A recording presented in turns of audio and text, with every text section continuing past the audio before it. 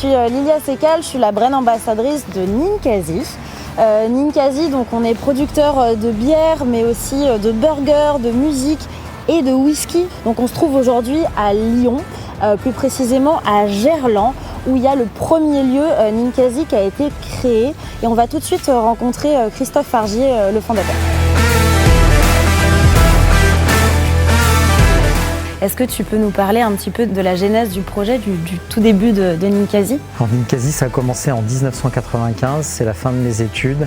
Je suis avec un ami américain, Kurt Hoffman. Il me parle du phénomène des microbrasseries, qui est à ce moment-là en plein boom aux États-Unis, notamment dans sa ville, Portland, dans l'Oregon. Et moi, l'idée me séduit. On va investir dans un petit système de brassage qu'on va installer dans le garage de sa maison.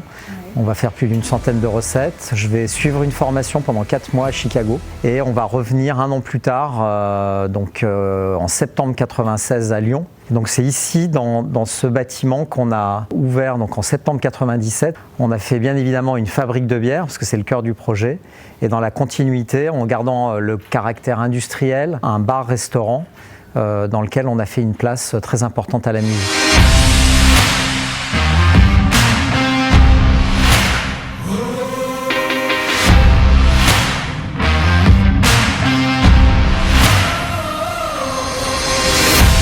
On parle de bière, on parle de musique, on parle de burger. C'est un peu le triptyque que porte Ninkasi. Est-ce que tu peux nous en dire plus sur ce nom ? Le nom qu'on a choisi, c'est le nom que donnaient les Sumériens à la déesse de la bière, donc Ninkasi. Et à l'époque, c'est une civilisation où la bière était fabriquée par des femmes dans des temples. On a trouvé intéressant d'utiliser cette histoire pour féminiser l'univers de la bière. Est-ce que tu peux nous parler de ta rencontre avec Alban Perret, qui est aujourd'hui le maître distillateur de Ninkasi ? Alban, c'est quelqu'un qui est venu frapper à notre porte pour nous demander si on réfléchissait ou si on avait l'idée de se lancer dans la fabrication du whisky. En plus, on a la chance à Tarare d'être dans un bassin granitique qui permet de collecter des eaux de source. Donc on a une eau de très grande qualité. Je ne te cacherai pas que finalement, c'est une façon de réaliser un rêve, c'est-à-dire de faire un produit de très grande qualité qui s'appuie sur l'excellence de notre territoire.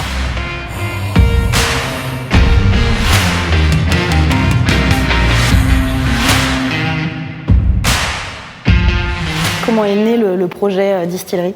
Eh ben simplement déjà avec Christophe, quand on s'est vu la première fois, c'était normal, un soir j'avais laissé mes coordonnées et il a envoyé après juste une information qui était super importante pour Tarare, que je connaissais pas, c'était l'eau.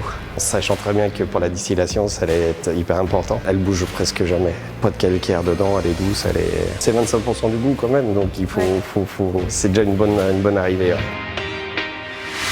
L'alambic de Cognaquet charentais n'est pas avec un brûleur à gaz dessous, c'est vraiment de la vapeur qui met autour, chauffer la marmite. On peut chauffer vraiment absolument la température, la cuisson de notre brassin dedans à la température que l'on veut. C'est réglé, on monte pas trop. Pour nous, ça nous va bien, ça nous fait vraiment notre marque aromatique. Pour la bonne chauffe, en fait, tous les résultats du premier passage, on les remet dans le petit alambic.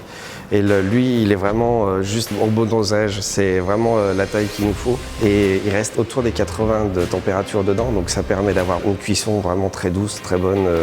C'est délicat. La distillation nous permet d'avoir les molécules les plus légères, puisqu'elles sont en hauteur, et elles redescendent tout doucement, elles arrivent dans les 75 mètres de tuyau dans l'eau froide, pour que le produit puisse refroidir tout doucement. À la première distillation, ça a été un plaisir magnifique.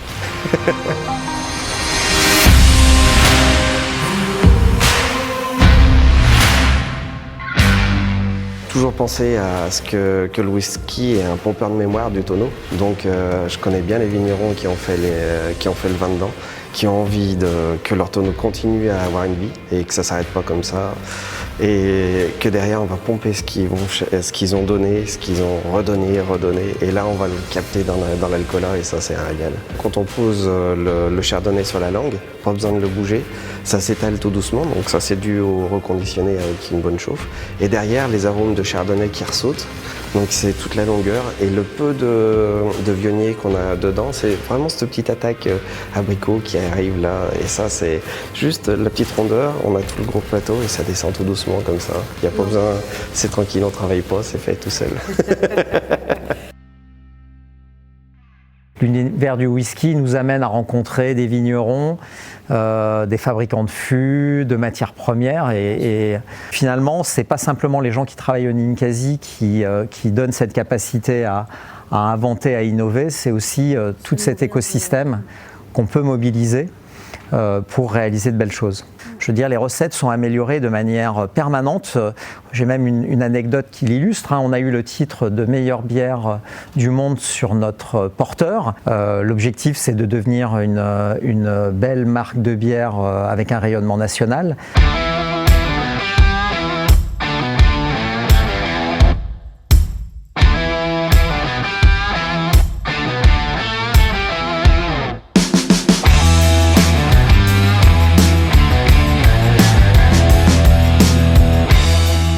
En s'installant à Tara, on pouvait bénéficier de cette eau à la qualité exceptionnelle pour pouvoir brasser de la bière. Une fois qu'on a embouteillé notre whisky, on a des fûts vides qui contiennent du whisky.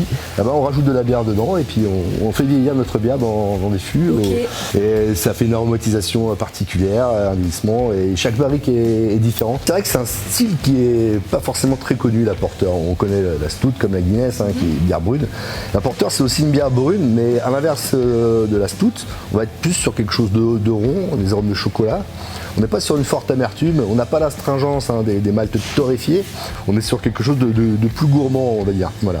La Floor Lager, c'est une bière de fermentation basse, une bière blonde, et qui est aromatisée avec des fleurs, des pétales de fleurs acacia. L'eau très douce, ça permet vraiment de ciseler les aromatiques. On a quelque chose comme disent les Anglais, de sharp, très, très aiguisé. Les houblons, en fait, c'est la plante qui va donner des arômes à la bière, de l'amertume. Et suivant les variétés du houblon, on va obtenir des arômes différents. Pour cette bière, on a utilisé des houblons américains qui ont donné des arômes assez fruités, assez désaltérants. Il y a le mot brut. Brut, ça veut dire qu'en fait, il y a très peu de sucre résiduel dans la plupart des bières qui sont produites. Il y a toujours un niveau de sucre résiduel. Et une bière brute, c'est-à-dire qu'il n'y a plus de ce sucre-là. On l'a totalement consommé, ce qui fait ce sont des bières très sèches, très désaltérantes.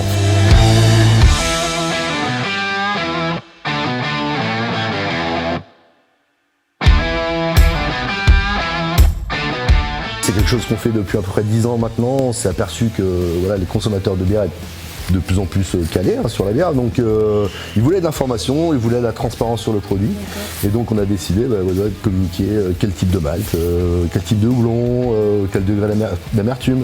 Voilà, donc le consommateur en regardant la bière avec l'étiquette, il peut se dire tiens, cette bière là elle va me plaire, ou non, c'est pas trop dans mes goûts.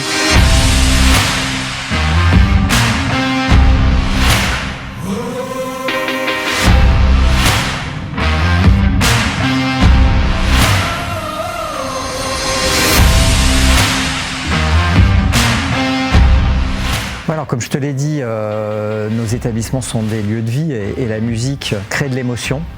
Elle nous permet de s'ouvrir sur les autres, d'être dans cette logique de partage. Donc nous, c'est vraiment quelque chose qui fait partie de notre ADN.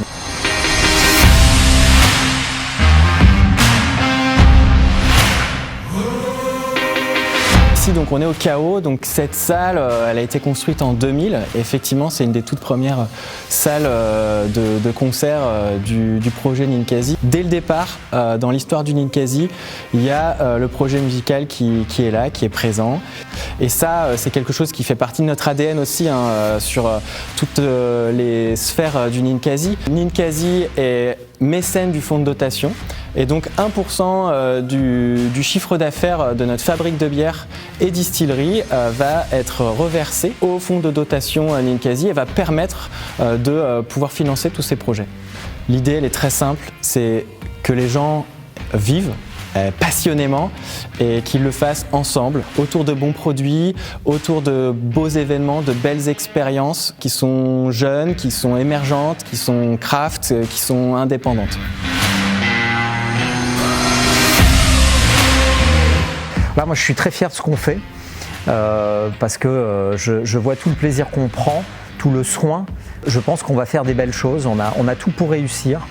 La passion, les talents autour de nous, l'excellence gastronomique de notre territoire. Et je suis très optimiste sur ce nouveau chapitre qu'on est en train d'écrire.